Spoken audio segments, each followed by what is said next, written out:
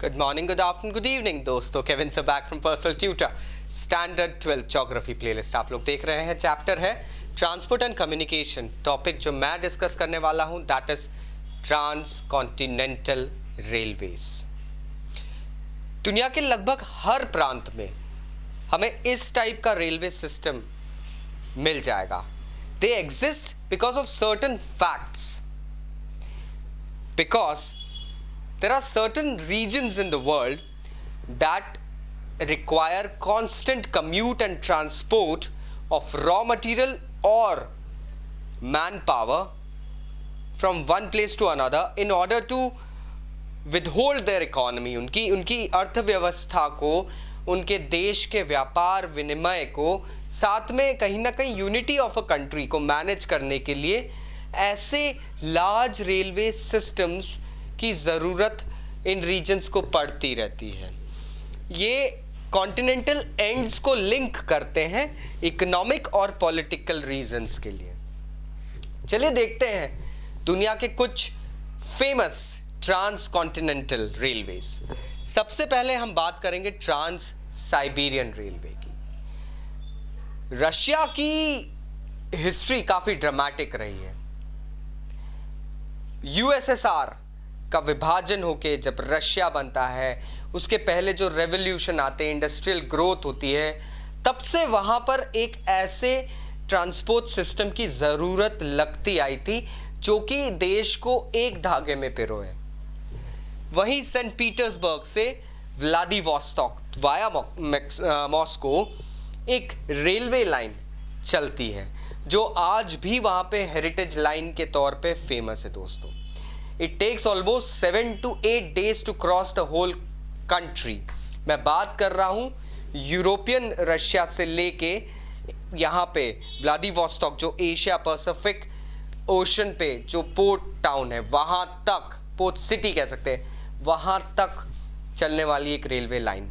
दुनिया की सबसे बड़ी double tracked electrified railway line that extends up till 9,332 kilometers. It's a Guinness Book of World Record. It is a world record, totally a record.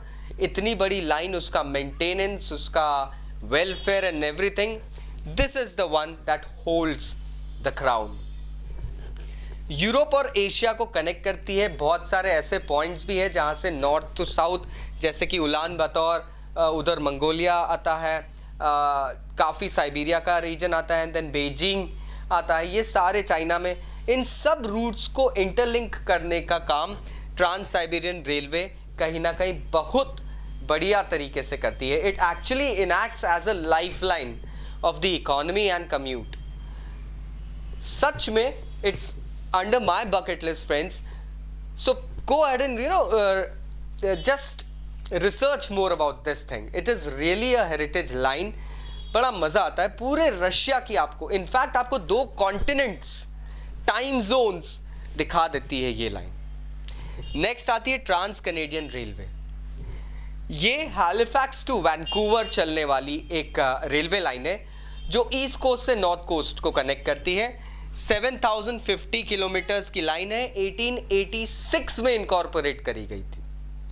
आज भी ये line चालू हालत में है. It actually connects the industrial regions of Canada to the wheat belt of Canada. Winnipeg से Lake Superior तक ये कनेक्टिविटी बनाती है क्योंकि लेक सुपीरियर से एक मेजर वाटरवे की शुरुआत होती है पूरे के पूरे अटलांटिक महासागर के पार. दैट मीन्स पूरा यूरोप खुल जाता है, अफ्रीका खुल जाता है. So this railway line gives, it's like an artery, a blood line of Canada. पूरी इंडस्ट्रियल कॉमर्स, ट्रेड रिलेशंस वगैरह सब कुछ ये संभाल के रखती है. ये वीट और मीट दोनों के ट्रांसपोर्ट के लिए एक मेजर लाइन बन के अब उभर के आ रही है. देखते हैं हम union Pacific railways. United states of America की लाइफ लाइन है ये दोस्तों, ये जान है. कनेक्ट करती है न्यूयॉर्क से सैन फ्रांसिस्को को और पूरे यूनाइटेड स्टेट्स ऑफ अमेरिका को पार करते हुए जाती है. अगर हम टोटल बात करें, it takes a period of 3 days 2 hours to make this journey. So आप इन जर्नीज को, इन ट्रांस कॉन्टिनेंटल रेलवेज को एक एग्जॉटिक जर्नी मोड के समान देखिए दोस्तों। ये साथ ही साथ आपके देश की इकोनॉमी को तो स्टेबल कर रहे हैं। इकोनॉमी के बेसिस पे आपको यहाँ पे चलती हुई काफ़ी सारी ट्रेन्स मिल जाएगी, लेकिन it's a very very big opportunity for people to go ahead and explore the heritage of your country. In railway lines पे आप चल के उस रीजन का पूरा कल्चर, ट्रेडिशन समझ सकते हैं, और सिर्फ एक रीजन नहीं, अलग अलग region. It provides you a moment to get free. It lets you know how the country can go ahead and unite itself. Same goes with Australian transcontinental railways.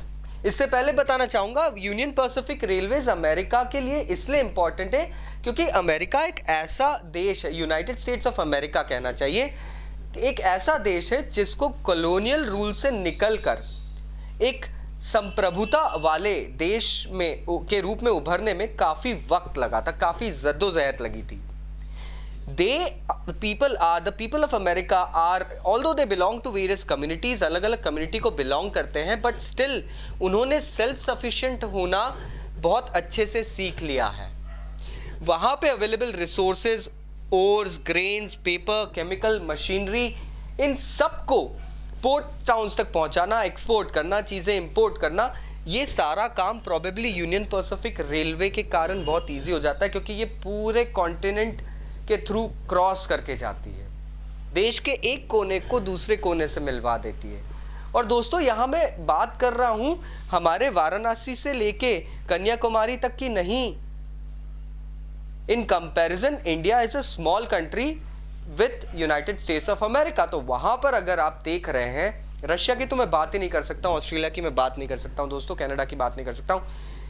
America से अगर कंपेयर करके देखें तो हम ठीक है, एक छोटे स्टेट है, रेलवे लाइन का हमारा जो विस्तार है वो भी काफ़ी कम है, लेकिन यहाँ पर हम बात कर रहे हैं पूरे अटलांटिक ओशन के कोस्ट से लेके पैसिफिक ओशन के कोस्ट तक की.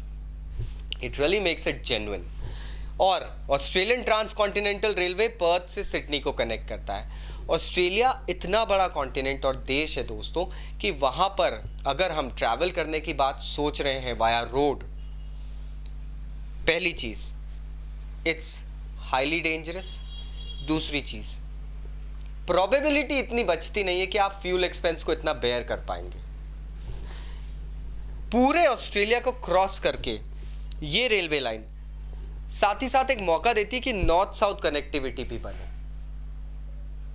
Because if a railway line crosses the continent, it provides you various loopholes where you can connect your line to various places that belong to north and south. For example, अगर ये एक railway line जा रही है, इसके पास काफ़ी सारे options रहते हैं to connect the northern and the southern regions. So this is, if this is point A and this is point B, there is definitely a chance to go ahead and connect to point C, D and E on a railway track.